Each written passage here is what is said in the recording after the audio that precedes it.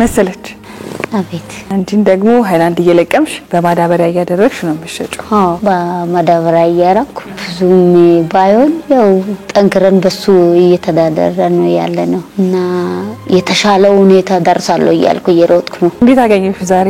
እንዴት አይነት ቀን ነበር ዛሬ እኔ ራሱ ገርሞኛል እና እግዚአብሔር ፍቃዱ ነው ተገናኘን ምን ተሰማሽ በጣም ደስታ ተሰማ ከአቅም በላይ ከደስታ ብዛት ሲስቅ እንባዬ ወጣብኝና ገርሞኝ ሱቅ እየነገድኩ ነበር ምኖረው ባለቤቴ ይሰራል የራሴ ሱቅ ነበር እሱን እየሰራው ነበር ምኖረው ከዛ በኋላ በጣም ግራ ገባኝ ሱቁ ሲዘጋ አንድ አመት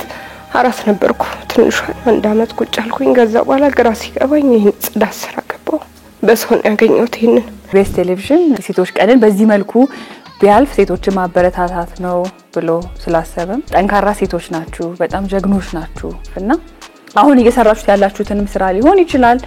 ወይ ደግሞ እናንተ ያሰባችሁትን ስራ እንድታከናውኑ ቤስ ቴሌቪዥን ለስራ የሚሆናችሁ መነሻ ካፒታል ገንዘብ ይሰጣችኋል